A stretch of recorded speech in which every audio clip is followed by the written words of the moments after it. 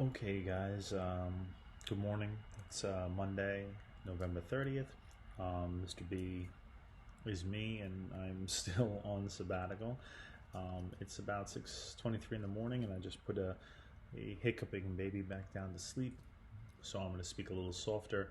So again, if you have to turn up your microphone, or I'm sorry, headphones.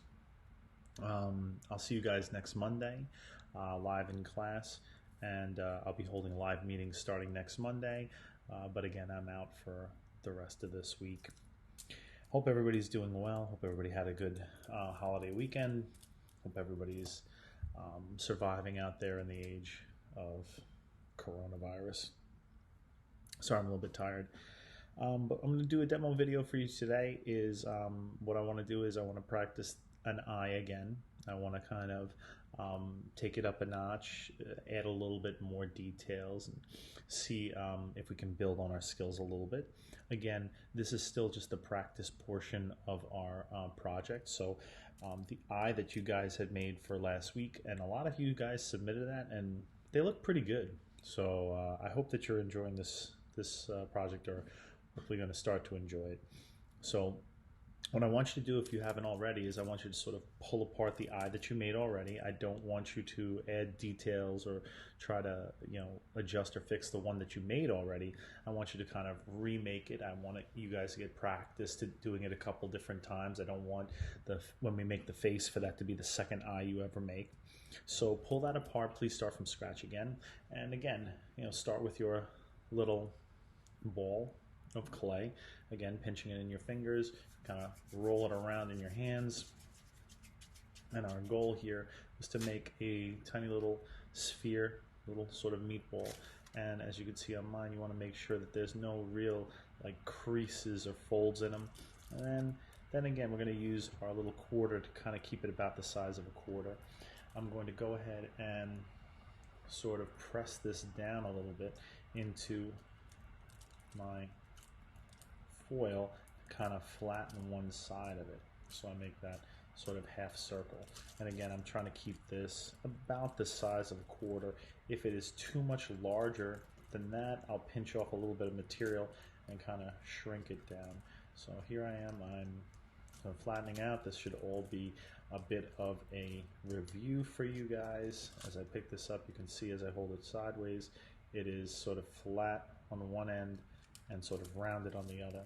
And again, I'm using my quarter to kind of keep the size of that going. This is going to be a totally different kind of eye. Please, please, please don't just try to do this on the one that we've already made. I want to kind of make a total new one in practice, even though it's going to be a little bit of the same stuff. The biggest part of this new eye is really going to try to put in a pupil, or at least create the effect of a pupil. And what a lot of sculptors did in the past was they sort of dug out into these areas. If you see marble sculptures, you'll see that some of that is done that way. Ron Muke himself actually made little eyes and then had a whole plastic resin process. We're not going to do that. So what I'm going to do now is I'm going to take the little wooden skewer that I gave you in our tools. What I want to do is I want to kind of poke down. I want to try to make sure that I'm finding the dead center on this. So I might start with just a little dot and make sure that I'm putting it in the middle. And then what I'm going to do is I'm just going to kind of pierce down into this thing. Now it's okay if you go all the way through this. I'm going to show you over there. It's okay if you go all the way through this. I don't want you to pierce through this so that it's like a kebab or something like that, that this is the wood's coming out here. But if the wood makes it all the way to the bottom of this, that's okay. As you can see, I have it down on my flat surface. I'm going to adjust the camera ever so slightly so you can kind of see what I'm doing from a different angle. What I'm going to do now is I'm going to kind of twirl the wooden stick around. I'm trying not to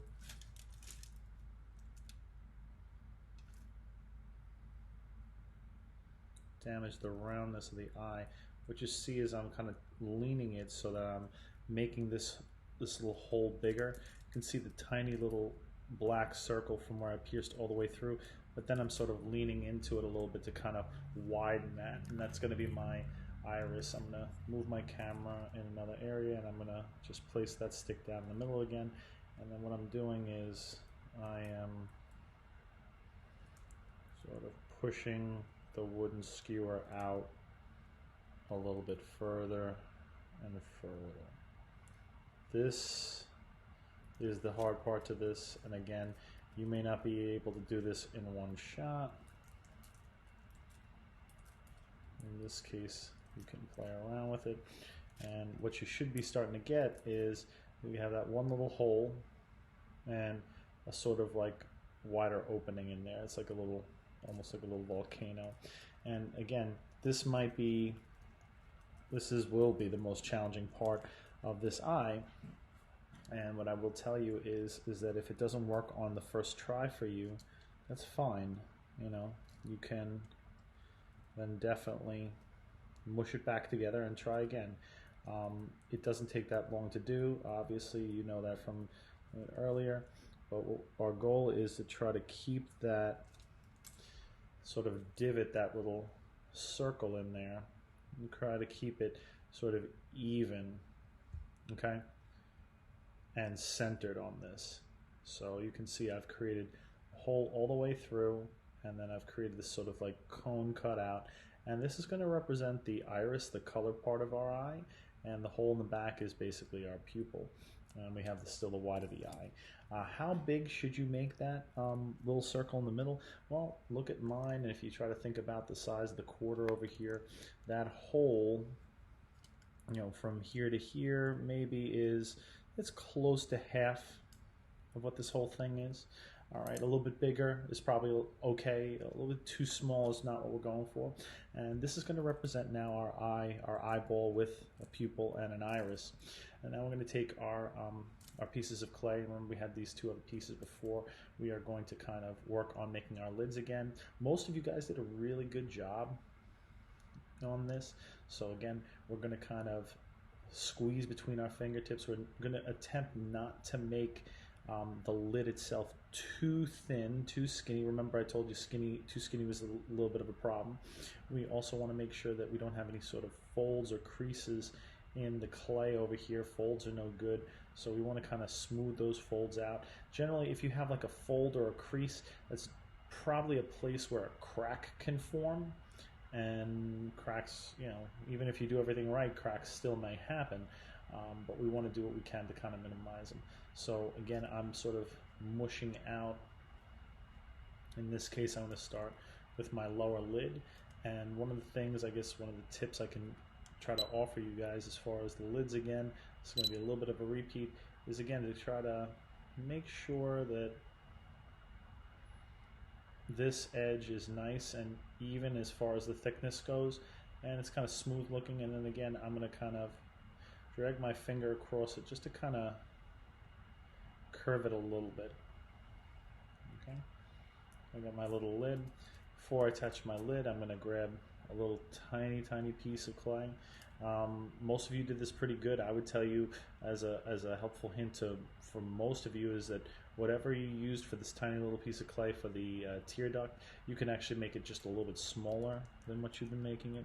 Again, I'm going to just mush that on right over here, and then I'm going to get my lid, my lower lid ready, and kind of go in. And with that lower lid, I want to kind of bring the lower lid right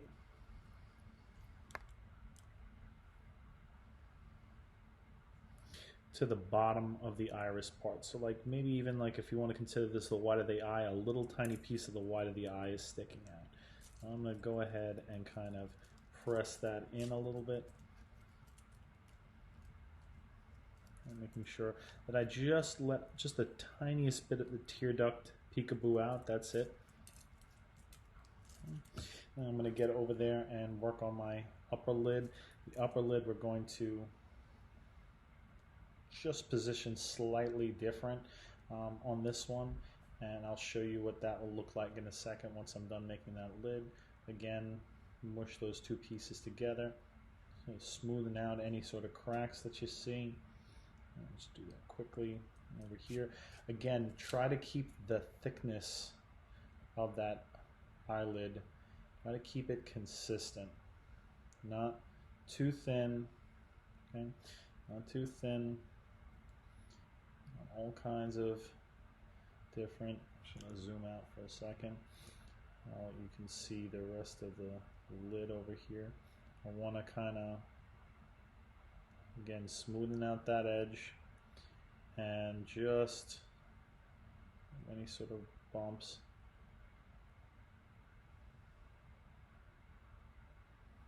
And what I want to do is I want to curve that little lid, and a lot of you did this already pretty successfully.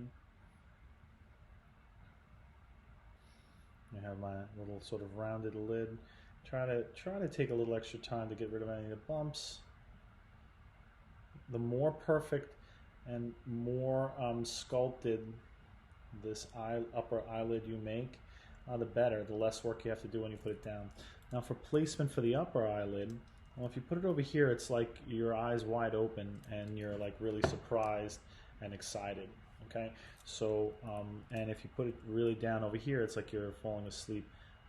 The most relaxed area is to put the upper lid so that the upper lid slightly covers the top of the iris. So you see how like down here you can see just a tiny bit of like the white of the eye, and over top over here it kind of covers up just a little bit. If you can see like a little bit skin right underneath there. This, if you look in the mirror, most of the times this is what your iris looks like in a relaxed sort of pose. In that relaxed sort of pose, you're seeing basically part of the top part of your iris is getting covered up by that upper lid. So when you position that, remember that you're showing a little bit more of this circle on the bottom than you are on the top. And then again, you just want just a tiny bit peekabooing through there. As far as the tear duct goes, I'll sort of smoothen that out together. I'll come back over here, I'll start smoothing out this side. Remember, I don't want to over smoothen the outside edge, the opposite edge of the tear duct. And with that, now we should have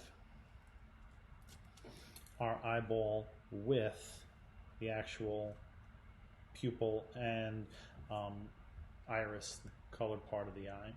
We're going to do one more step with this eye. All right, I'm going to get out a little bit more clay.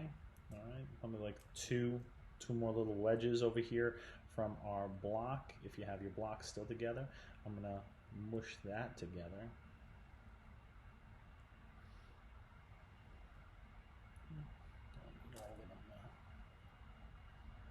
Just push that together. Again, we want to kind of smoothen out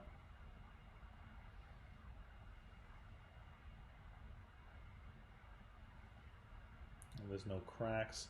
I've kind of mushed those two pieces, those two little strips together. Gotten rid of the little cracks, do that on both sides. I'm gonna flatten them a little bit, just like I'm making another sort of, I guess, eyelid. And what we want to do is we want to create, like, sometimes there's a little crease of skin on top of that eyelid going on to the eyebrow and stuff like that. So, you know, sometimes we want to create that little effect of that crease of skin, that fold over there that you might find on the top of the eye if you look in the real mirror over there. So what I want to do on this one is I want to kind of, again, I'm making almost like another eyelid. There's going to be a slight difference to this one, and again, the more you manipulate it before you put it on the actual sculpture, the better. So what I'm going to do this time is I'm actually going to make the edge of this just a little bit thinner with my fingertips. A little bit thinner than what I did for the original eyelid. All right. And then just like I did before, I want to kind of curve it so it's a little like upside down frown. Now the more you fix lids and this part before you like stick them down and press them down. The more you get them right so that you don't have to press and mess with them too much on the actual thing, the better you're ultimately going to feel about this. So this here is, again, just going to be like that crease that forms when the eyelid sort of sneaks up into the head. And what this is going to start to represent is going to start to represent going up into the eyebrow. So what I want to do is I want to make sure that you can see the edge that I've created over here. It's a nice sculpted edge. It doesn't require me to go back in there and try to mush it around. And what I want to do is I want to kind of place it so it just lets a little bit of this part of the eyelid creep over the top part that's overhanging over there. And then because we don't have like multiple eyelids over there, I really want to kind of sort of press that stuff in and sort of make this into one part over here. So I'm really kind of smoothing it out on the outside.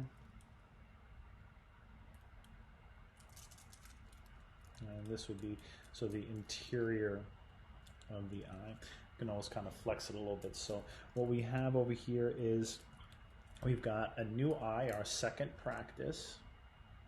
We've created a little hole in it, and we've sort of molded out what would be the iris. This creates shadow to create that sort of idea of a color part of the eye and a pupil.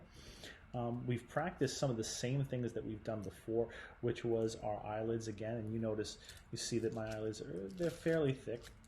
I now made an additional piece of clay that was almost like an eyelid that was a little bit thinner that I pushed in.